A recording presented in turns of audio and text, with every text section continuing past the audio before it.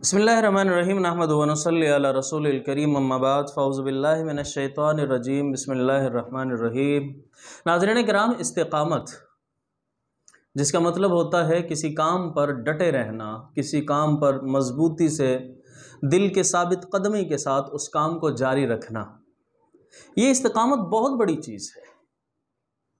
آپ نے وہ کہاوت سنی ہوگی الاستقامۃ فوق القرامہ، کہ استقامت جو ہے وہ کرامت سے بڑھ کر ہے۔ استقامت انسان کی زندگی کے اندر بہت اہم چیز ہے۔ اگر انسان کی زندگی کے اندر استقامت آ جائے تو پھر وہ دنیا کے اندر بھی کامیاب ہوتا ہے اور استقامت کے ساتھ آخرت میں کامیاب ہو جاتا ہے۔ اور یہ استقامت، اس کے بارے میں بستان سعدی کے اندر ایک حکایت بڑی اعلیٰ درج ہے جو اس کو آپ کے سامنے پیش کرنے کی سعادت حاصل کروں گا۔ بستان سعدی نے لکھا ہے کہ ایک نیک آدمی تھا جو کہ ساری رات عبادت کرتا رہا۔ جب صبح سحری کا وقت ہوا تو دعا کے لیے ہاتھ اٹھا دیے رب کی بارگاہ کے اندر، اللہ تبارک و تعالیٰ کے بارگاہ کے اندر دعا کی، دعا کرتا رہا۔ غیب سے کسی فرشتے نے غیبی آواز آئی اور اس کے کان میں آواز یہ پڑی کہ تیری دعا قبول نہیں ہے، تیری دعا مقبول نہیں۔ بہرحال اس نے اپنا کام کیا، دعا ختم کی۔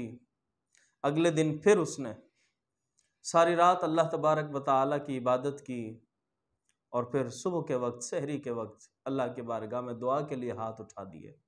پھر وہی معاملہ کہ غیبی آواز آئی کان میں کہ تیری دعا قبول نہیں۔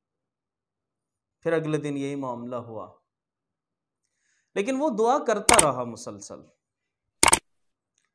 اس نیک آدمی کے ایک مرید نے اس سے کہا کہ حضرت، جب آپ جانتے ہیں کہ یہ دروازہ قبولیت کا آپ کے لیے بند ہے اور آپ کی دعا اللہ کی بارگاہ میں مقبول نہیں ہے، تو پھر ہر رات عبادت کرنے کا، مشقت اٹھانے کا کیا فائدہ؟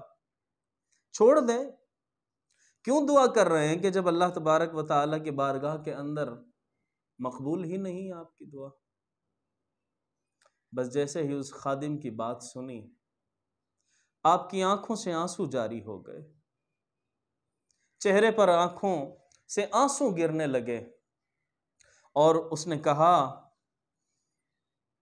کہ تم ہرگز یہ نہ سمجھو کہ اس نے مجھ سے باغ ڈور کھینچ لی ہے اور اس نے واپس موڑ لیا ہے اور میں اپنا شکار دان سے ہاتھ اپنا اٹھا لوں۔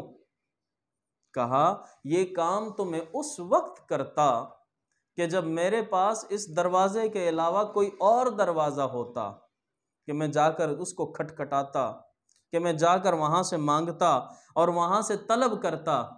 کہا مجھے پتا ہے کہ میرے لیے اس کے سوا کوئی اور دروازہ نہیں ہے، میں کس دروازے پر سوالی بن کر جاؤں گا اس دروازے کو چھوڑ کر؟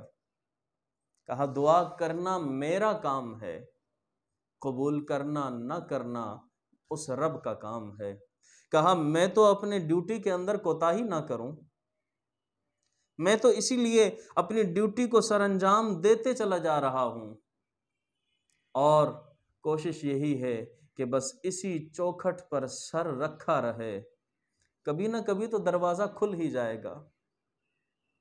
بس جس دن اس شخص نے یہ کہا، اس رات جب اللہ تبارک و تعالیٰ کی بارگاہ میں ہاتھ اٹھائے تو خالق کائنات نے اس کی دعا کو قبول کر لیا۔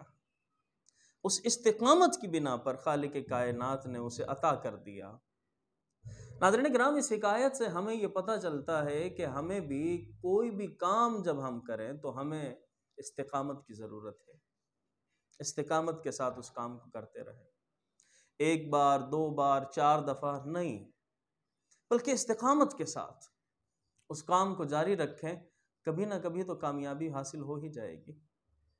ہم یہ سمجھتے ہیں کہ آج ہم نے دعا کو مانگی اور پھر اسی وقت قبول ہو جائے، صبح مانگی تو رات میں قبول ہو جائے، صبح مانگی تو دوپہر میں قبول ہو جائے۔ اگر قبول نہیں ہوتی تو اللہ کی کوئی مصلحت ہے اس کے اندر؟ اللہ تبارک و تعالیٰ فرماتا ہے عسیٰ ان تکرہوا شیئا فہو خیر لکم بہت سی چیزیں ایسی ہیں جن کو تم ناپسند کرتے ہو، لیکن اللہ جانتا ہے کہ ان کے اندر تمہارے لیے بھلائی ہے۔ آسان تحب شیئا وہو شر لکم، اور بہت سی چیزیں ایسی ہیں جن کو تم تو پسند کرتے ہو کہ وہ تمہیں مل جائے، لیکن اللہ جانتا ہے کہ اس کے اندر تمہارے لیے خرابیاں ہوتی ہیں، بھلائی نہیں ہوتی۔ تو ناظرین کرام، ہمارا کام مانگنا ہے رب سے، اور پھر استقامت کے ساتھ ہم مانگتے چلے جائیں۔ اس لیے مولانا رومی رحمۃ اللہ تعالیٰ علیہ فرماتے ہیں کہ بندے تیرا کام دروازہ کھٹکھٹاتے رہنا ہے، بس تو دروازہ کھٹکھٹاتا رہ، کبھی نہ کبھی تو ایسا ہوگا کہ دروازہ کھل جائے گا اور تجھے خیرات مل ہی جائے گی۔ بندے کو بھی رب کے دربار میں دعا کرتے رہنا چاہیے، کرتے رہنا چاہیے، کبھی تو ایسا ہوگا کہ اس کی دعا بھی قبول ہو ہی جائے گی۔ اور اخلاص کے ساتھ، یقین کے ساتھ دعا کرے رب کی بارگاہ میں، رب کائنات دعاؤں کو ضرور قبول فرماتا ہے۔ اور پھر یہ بابرکت مہینہ رمضان المبارک کا ہے کہ جس کے اندر خالق کائنات بڑا رحم کرتا ہے، مہربانیاں فرماتا ہے۔ تو اللہ کی بارگاہ میں دعا کریں، خالق کائنات ہماری دعاؤں کو ضرور قبول فرمائے گا۔